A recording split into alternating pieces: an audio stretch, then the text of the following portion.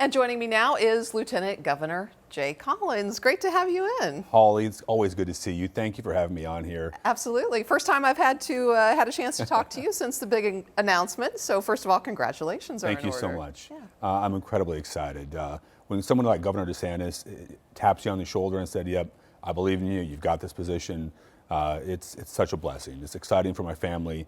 And you know we're here to get things done, so you know how I roll on these things.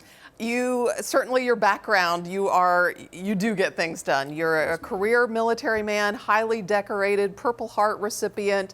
After you lost your leg in a combat-related injury, you could have taken a medical retirement. Instead, you went on to serve many more years. And now here you are in this lieutenant governor position, which I find is interesting because constitutionally there are no duties assigned to it.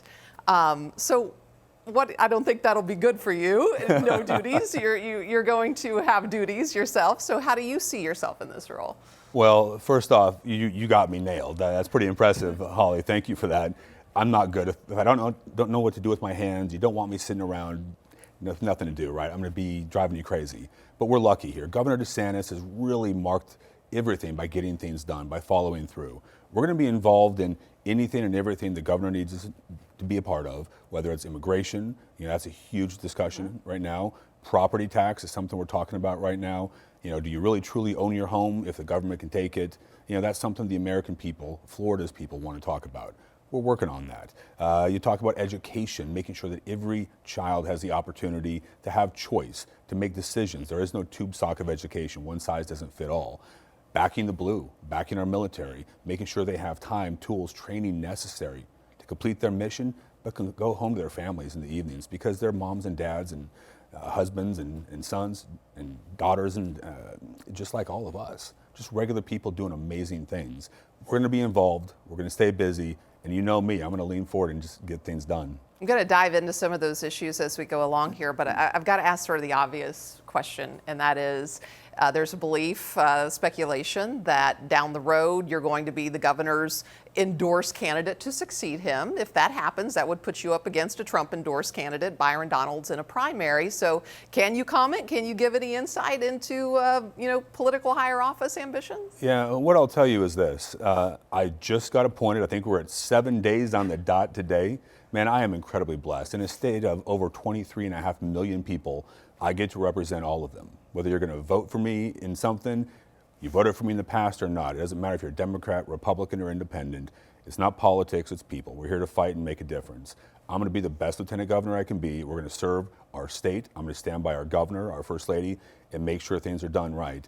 And wherever that leads, it'll lead. But right now, I've got to manage the task at hand. Okay, to be continued yes, on that. Understood. Respect that. Let's talk about redistricting, because that's such a hot topic right now. And the governor certainly seems like that's a path he wants to go down. The Trump administration has called on Republican-led states. We see Texas doing it to try to draw the maps in a more favorable to the GOP position. But why now? Why do you, if you support that, do you feel it's appropriate here in the mid-decade to do that now? So I think if you look at the representation of our state, our districts don't look at that at all. They don't look the right way. If you go back to the census data, I think there's a lot of question to what was actually utilized to make the decisions, how it was put in place. And frankly, it looks like there was some gerrymandering and things going on at the Biden administration across the country. But here in Florida, we've done all we can to get this right.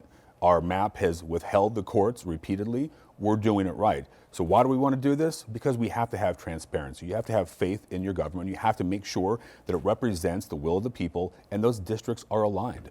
There's things that we should look at, whether it gains us a seat, it gains us 5 seats, or it's no seats. We owe them transparency. We owe them their opportunity to get this right, and I think that's what this represents. Could you potentially have some pushback from your own party on that? Before you answer that, I want to set up that question a little bit with some of the things that we've been hearing. The governor has talked a lot lately. I've heard AG Uthmeier, CFO Ngolia, talking about Republicans in this state who they don't view as particularly conservative.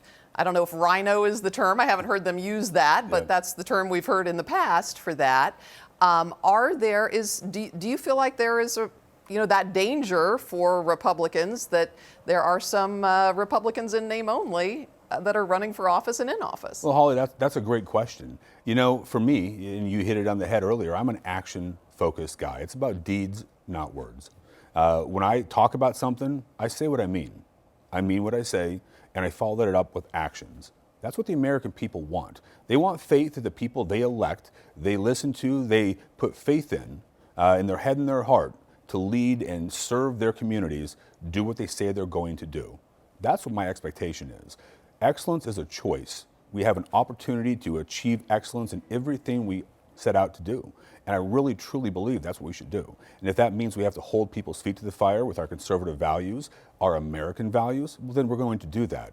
I don't really use the term rhino a whole lot. That's not my thing. But what I do want to do is make sure people understand our values matter. Who we are matters, and we can't just put words out there and not follow them up with actions. The people in Florida demand actions that matches the words, and that's what we're going to do in Florida. We have seen some inter-party fighting on immigration. We saw that in the special session on that topic. And I want to talk about immigration enforcement. And we had just here recently in Florida that horrible case on the Florida turnpike of a semi-driver who was in the country illegally. He's accused of making an illegal U-turn and killing 3 people. I believe he got his trucking license in California. Will there be state action regarding this case? For example, maybe enforcement, immigration enforcement at weigh-in stations or something along those lines? Well, first and foremost, Holly, I can't believe how heartbreaking that is. 3 innocent lives cut short, taken through no fault of their own.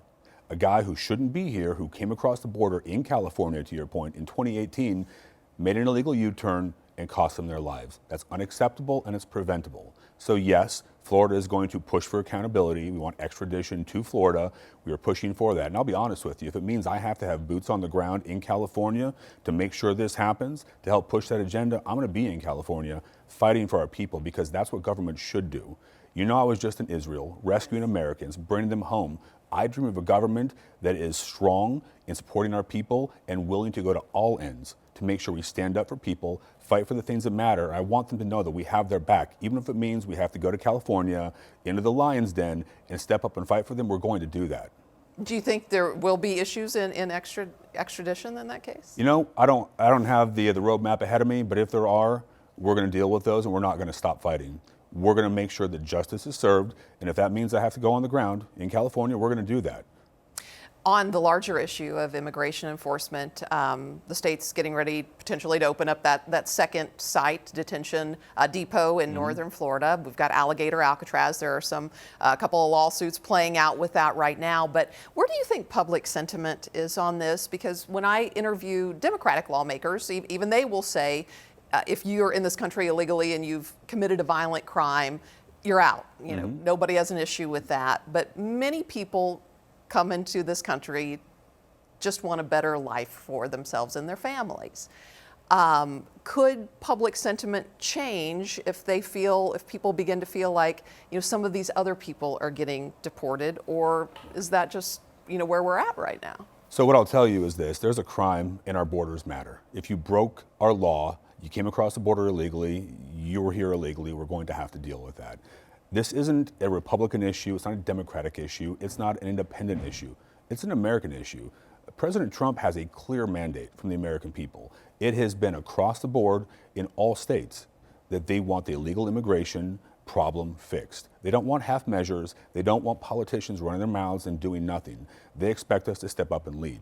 What I love about Governor DeSantis is he has courage and conviction and audacity to do the right thing. You talked about Alligator, Alcatraz, our deportation depot. We just launched that. I think I was there 3-4 days ago. It's all kind of a blur, to be honest with you.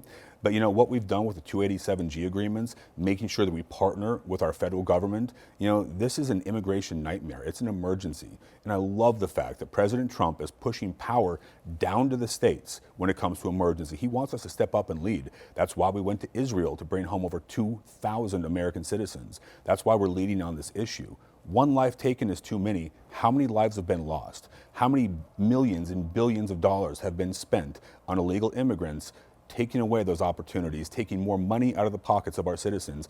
I'm here to fight for the American people, our citizens, for the citizens of Florida. And I think it's time that our Democratic lawmakers do the same thing and fight for their rights. You got to ask yourself, why are Gavin Newsom, people like that, fighting so hard for illegal immigrants and not fighting for the people in their own states who own a citizenship to these United States. That's where the problem is. Clearly, people come to Florida illegally, though, to work in construction, to work in agriculture, and they're finding those jobs, or they wouldn't be coming in the numbers that they have.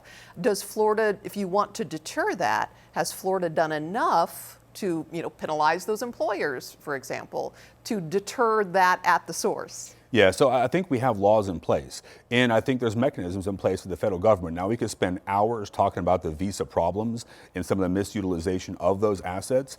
I think there's a place for certain things, but in the end, I want to make sure our citizens, our people, have jobs. How many jobs are there that, frankly, our guys aren't even looking into, aren't applying for?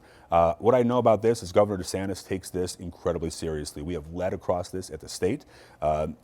Attorney General Uthmeier, he's a serious guy. He is out there getting things done. He just had my friend, Blaze Golia, the other bald guy in the cabinet. I have a better beard. I'm just saying, Blaze, I know you're watching.